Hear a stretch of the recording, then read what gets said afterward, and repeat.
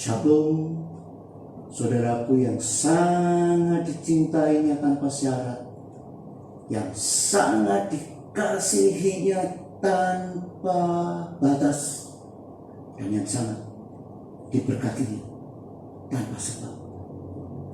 Saudara, kita tahu patung lembu emas kita sebut berhala yang menjijikkan. Juga mesbah dengan tugu-tugu, dengan tiang-tiang, patung-patung dengan batu berukir, bisa dalam bentuk laki-laki atau perempuan. Lihat Ulangan 12 ayat 3. Emas perak juga tentang kekayaan. Dampaknya Ulangan 32:21, mereka membangkitkan cemburuku dengan yang bukan Allah. Mereka menimbulkan sakit hatiku dengan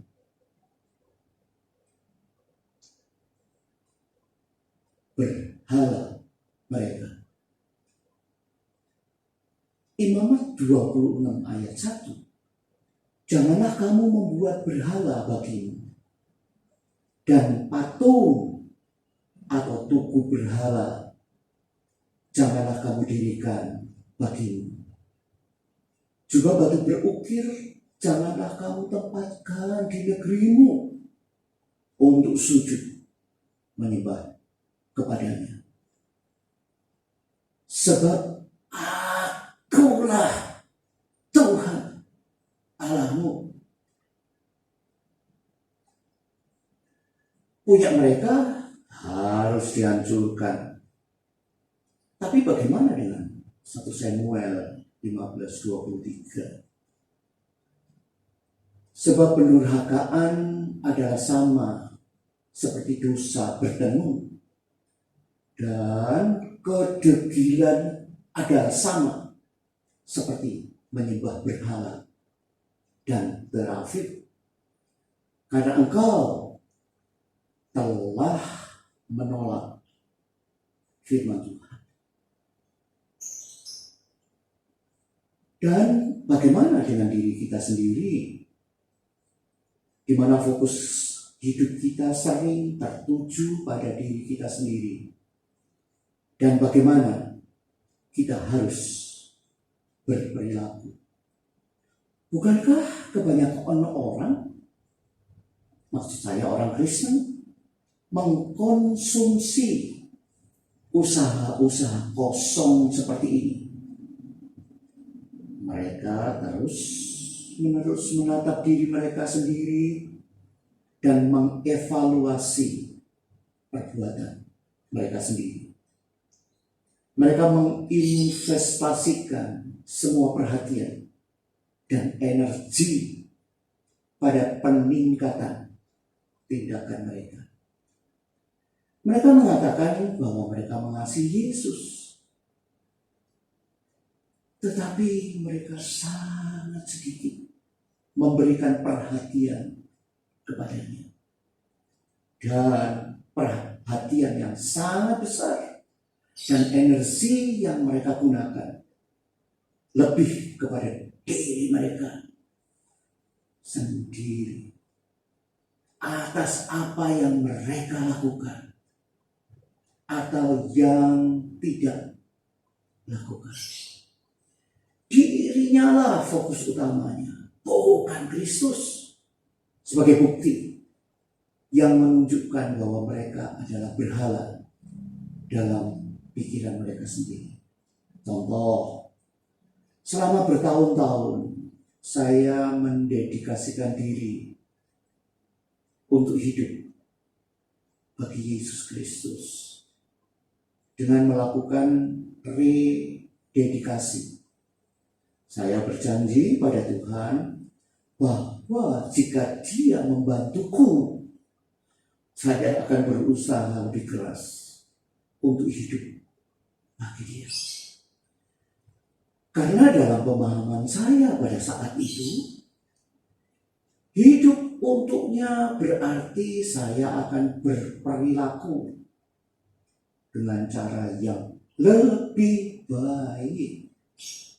Saya akan membaca Alkitab lebih konsisten, lebih banyak berdoa, bersaksi lebih berani, lebih murah hati, memberi lebih, menghindari dosa lebih keras, dan lebih lainnya, dan sebagainya. Pemahaman saya tentang arti rededikasi kepada Kristus sama dengan pendahulu saya dan orang-orang lainnya. Dulu saat di awal pelayanan, saya sering khotbah menantang jemaat untuk mendedikasikan diri mereka kepada Yesus. Minggu ini saya memberi tantangan untuk membaca Alkitab lebih serius lagi. Minggu depan saya akan ngomong tentang lebih banyak berdoa. Minggu depannya lagi lebih banyak memberi bagi pekerjaan Tuhan di gereja. Setiap minggu tantangan saya kepada jemaat atau orang Kristen hanya berkisar tentang berperilaku lebih baik.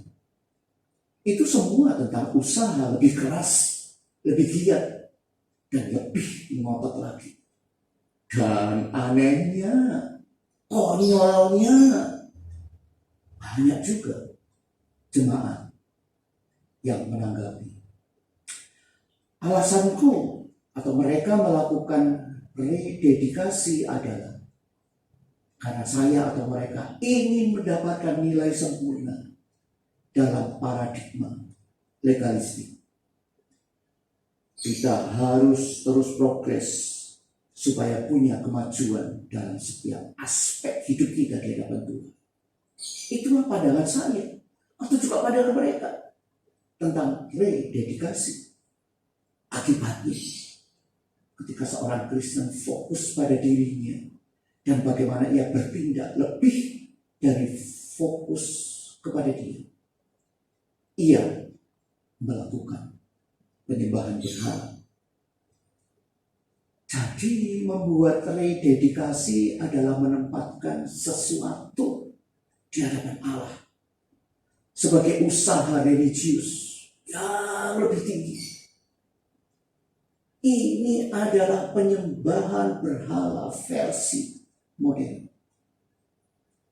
Demikianlah rededikasi itu yang umumnya berfokus pada menuntut perilaku kita secara lebih lagi dan lebih lagi.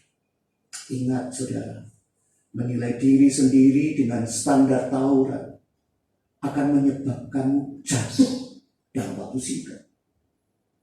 Hasilnya akan selalu berakhir dengan rasa bersalah dan tuduhan dalam hati kita masing-masing. Jalan sejauh hari, sandarlah dan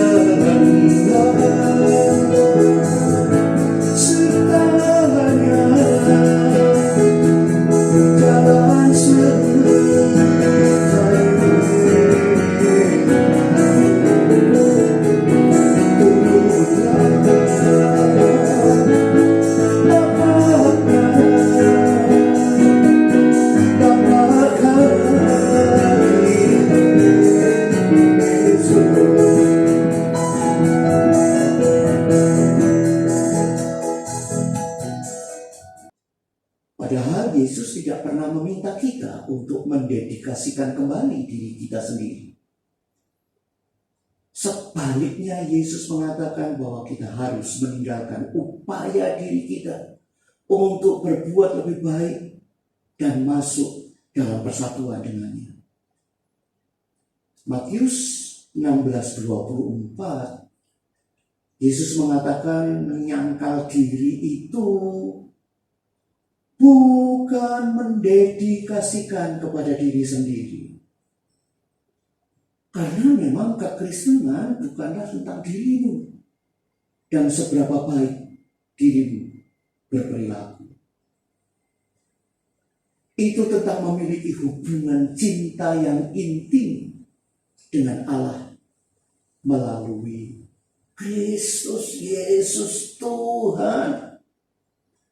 Bukan tentang apa yang dirimu lakukan atau tidak lakukan. Itu hanya tentang fokus kepada Yesus Kristus. Itu sebabnya merupakan kebutuhan mendesak dalam gereja modern saat ini untuk bertobat atau berubah dari terus berfokus pada diri sendiri. Bertobat atau berubah dari selalu berusaha lebih dan lebih lagi dengan kembali atau balik kepada Yesus Kristus Tuhan. Inilah membuat kita bisa berhenti menyembah dewa palsu itu, yaitu harapan kita sendiri melalui perilaku rededikasi. Berhenti menyembah diri kita sendiri dengan cara berhenti mengupgrade diri. Kita bisa menghentikan mencap pengalaman Kristiani sebagai guru, karena memang Yesuslah guru yang sebenarnya. Ini bukan tentang aku. Kekristenan adalah semuanya tentang dia dan dia. Saat kita mau berubah, saudara, itu artinya kita mau menerima pewahyuannya sebagai gerejanya, sehingga kita berhenti menyembah diri di kuil rededikasi, kuil angker yang sangat nyaman. Dengan kita kembali kepadanya, membuat kita dapat atau bisa mengaku bahwa kita tidak akan pernah dapat hidup sampai kita kembali pada kasih karunia-Nya. Jadi akhirnya akan kita temukan bahwa Kristus sendirilah penebus kita. Penebus dari sandera penjara perfeksionisme legalisme. Matius 11:28 katakan, marilah kepadaku semua yang lebih lesu dan berbeban berat. Aku akan memberi kelegaan kepadamu. Ketika kita mau berpaling dari rededikasi dan mau berbalik kepada Dia, itu berarti kita akan mendengar Dia yang penuh kasih berbisik, anakku, aku tidak pernah memintamu mendedikasikan dirimu kepadaku. Aku hanya ingin engkau beristirahat di sini dalam pelukanku. Aku akan membawa perubahan dalam hidupmu. Engkau hanya tinggal di sini untuk menikmati aku. Haleluya.